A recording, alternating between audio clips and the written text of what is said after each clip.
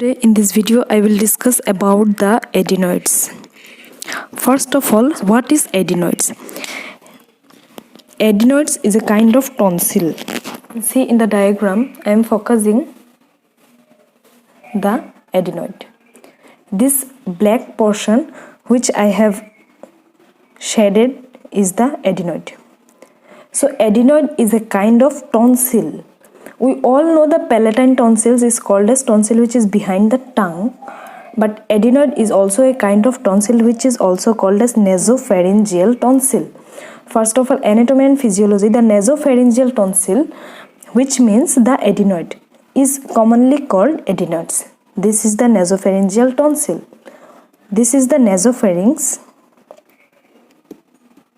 We all know that the pharynx have three parts, the nasopharynx. This is the nasopharynx. From the base of the skull up to the level of the soft palate, it is called as the nasopharynx. And from the level of the soft palate up to the base of the tongue is called as oropharynx. And below it is the laryngopharynx. So in the nasopharynx part, adenoids are present. So exact location of adenoids is at the junction of roof and posterior wall of nasopharynx. Junction of roof. This is the roof. Roof of nasopharynx is formed by basisphenoid and basiocciput. And this is the roof of the nasopharynx, formed by basisphenoid and basiocciput.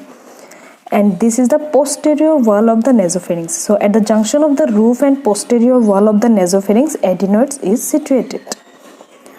Adenoids is composed of vertical ridges of lymphoid tissue separated by deep clefts.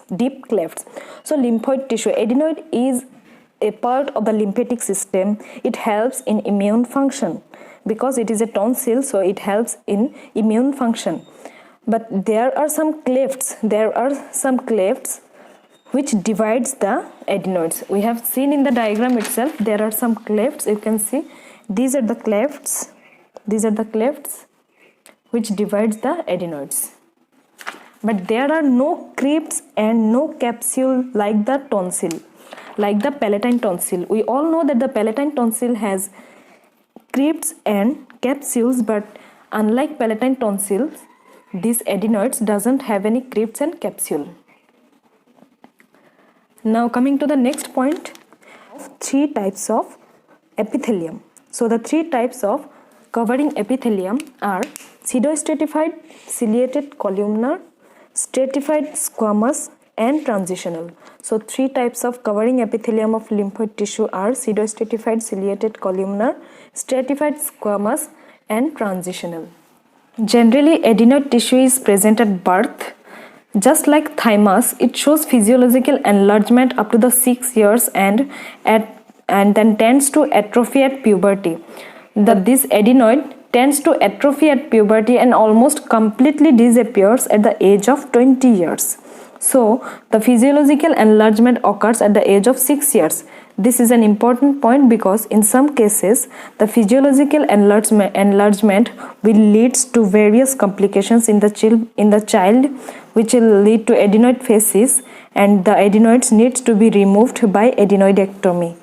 So the blood supply of adenoids, ascending palatine branch of facial artery. There are three ascending branches of the ascending branch artery which supplies the adenoid. There are three ascending branches. You can see ascending palatine branch of facial artery, ascending pharyngeal branch of external carotid artery, ascending cervical branch of inferior thyroid artery of thyrocervical trunk, and another pharyngeal branch of third part of maxillary artery. So these are the four arteries which supply the adenoids. Ascending palatine branch of facial artery, ascending pharyngeal branch of external carotid artery, ascending cervical branch of inferior thyroid artery of thyrocervical trunk, and pharyngeal branch of third part of maxillary artery.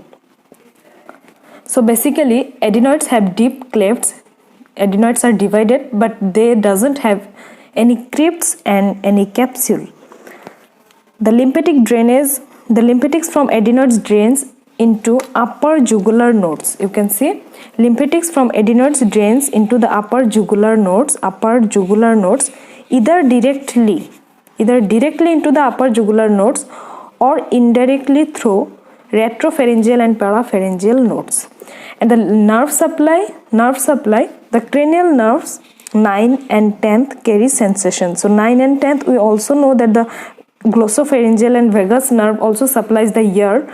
So the referred pain when there is adenoiditis, there is a referred pain in the ear due to adenoiditis is mediated through the vagus nerve, the Arnold's branch of the vagus nerve, and also the glossopharyngeal nerve. Coming to the etiology.